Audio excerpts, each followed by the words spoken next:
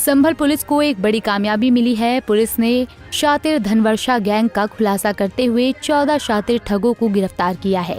इस गैंग से जुड़े लोग दुर्लभ वस्तुओं की पूजा पाठ कर धनवर्षा का लालच देकर ठगी करते थे। पकड़े गए इन आरोपियों ने अब तक कई गरीब लड़कियों और महिलाओं को झांसे में लेकर शारीरिक शोषण कर लिया है। पुलिस ने दर्जन लड़कियों के साथ शारीरिक शोषण किए जाने का दावा किया है। पुलिस ने इस मामले का खुलासा उस वक्त किया जब धनारी थाना क्षेत्र के रहने वाले राजपाल तंत्र क्रिया के नाम पर मारपीट की शिकायत लेकर थाने पहुंचा। पीड़ित का आरोप था कि कुछ लोगों ने जबरन घर से उसका अपहरण किया, वहां ले जाकर उसके साथ कुछ तंत्र क्रियाएं की। वो लोग गलत काम कर रहे थे, किसी तरह से वो बचकर वहां से भाग निकला। शिकायत के आधार पर पुलिस ने अपहरण और हत्या के प्रयास का केस दर्ज करते हुए जब मामले की जांच शुरू की तब इस ठग गिरोह का खुलासा हुआ, जिसमें 3 तांत्रिक समेत गिरोह के 14 सदस्यों को पुलिस ने गिरफ्तार किया है, जिनसे पूछताछ के बाद कई अहम खुलासे हुए हैं। पुलिस का इस पूरे मामले पर क्या कुछ कहना है, सुनिए। जनपद संभल के थाना धनारी क्षेत्र में 21 तारीख को पुलिस को सूचना मिली कि एक राजपाल नामक व्यक्ति जिसको अपने घर से कुछ उसके जानकार लोग हैं यहाँ से लेके गए किसी अन्यत्र जगह पे और वहाँ ले जाके उसके साथ में तंत्र क्रिया और इस तरीके के कार्य किए। और उसके बाद में जब वो ऑलमोस्ट मरणासन स्थिति में था तब वो चिल्लाया तो वहाँ से वो व्यक्ति भाग के 21 तारीख को थाना आजा पे आके उसने अपने साथ आप बीती वो बताई। उसके आधार पे किडनैपिंग का और अटेम्प्ट टू मर्डर का एक अभियोग 91/25 थाना धनारी पर पंजीकृत हुआ। और उसके बाद में पुलिस ने जब इन्वेस्टिगेशन शुरू किया तो कई चौंकाने वाले तथ्य सामने आए, जिसमें एक बहुत बड़ा गिरोह जिसे धनवर्षा ठगी गिरोह के रूप में जाना जा सकता है। इस गिरोह के कुल 14 लोगों को गिरफ्तार करके आज पुलिस द्वारा जेल भेजा जा रहा है।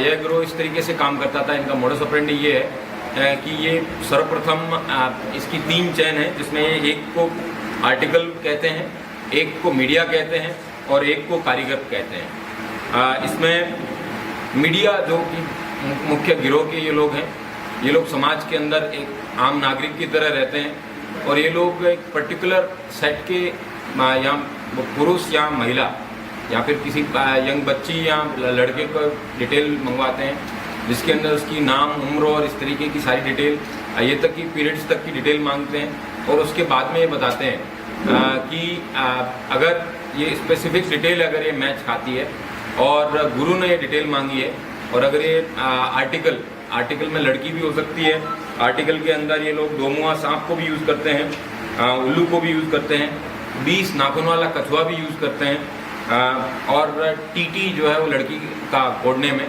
अगर इनमें से कोई भी आर्टिकल जो बताई गई स्पेसिफिकेशन के हिसाब से मिलेगा तो गुरुजी उसके ऊपर फिर तंत्र याचना करते हैं और उसके बाद में धन वर्षा होती है, जिसमें ये 5 करोड़ से 35 करोड़ रुपए तक की धन वर्षा का लालच देते हैं। इस इतने बड़े लालच की वजह से कई अंधविश्वासी पिता अपनी बेटियों को भी इनके पास भेज देते हैं या फिर कई महिलाएं जो स्वयं अपनी स्वेच्छा से इनके लालच में आके स्वयं को ऑफर करती हैं। इस गिरोह के द्वारा जो बाद में गुरु हैं, जिनको कारीगर कहते हैं, ये लोग एडवर्टाइजमेंट के वीडियोस भी बना के डालते हैं, जिसमें कमरे में पैसों से भरा हुआ पूरा कमरा इस टाइप का दिखता है और वो धन वर्षा की वीडियोस बताते हैं। उससे लोगों को वो वीडियो दिखाने के बाद में महिलाएं या फिर अन्य लोग इस लालच में आ जाते हैं और यहाँ तक कि जिन लोगों का शोषण होता है वो लोग भी स्वयं इसमें पार्टिसिपेट करने के लिए पैसे भी देते हैं, तो अपना आर्थिक शोषण भी होता है उनका और शारीरिक शोषण भी होता है।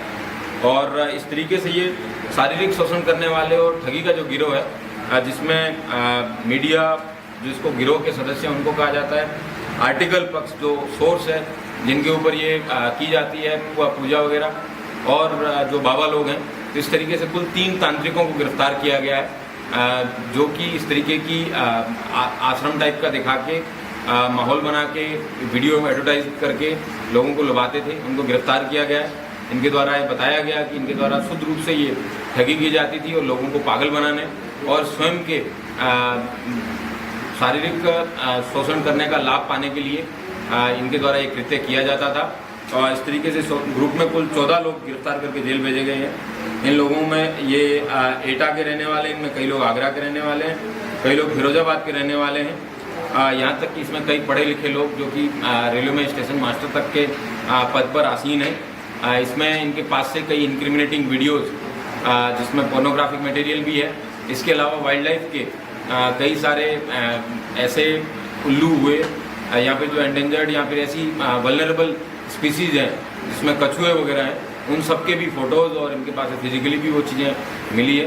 पुलिस ने इसमें वन विभाग के भी जो रिलेवेंट सेक्शन है वाइल्ड लाइफ के, उनमें भी अभियोग पंजीकृत किया जाएगा और इस पूरी गिरोह का पर्दाफाश करने वाली हमारी एडिशनल एसपी अनुकृति और सीओ प्रदीप और थाना गनारी की लीडरशिप टीम को भी 25,000 रुपये का इनाम भी मेरे द्वारा दिया जाएगा। सर, इसमें 2 सवाल है। तो ये गैंग कब से ऑपरेट हो रहा था, कितना लंबे समय और कितने अब तक सामने आए लड़के लड़कियाँ जिनसे सेक्सुअल असॉल्ट कर चुके हैं? ये गैंग जो है पिछले 7-8 साल से ऑपरेट कर रहा है और इसमें कई दर्जनों लड़कियों के शोषण होने की बात प्रकाश में आई है।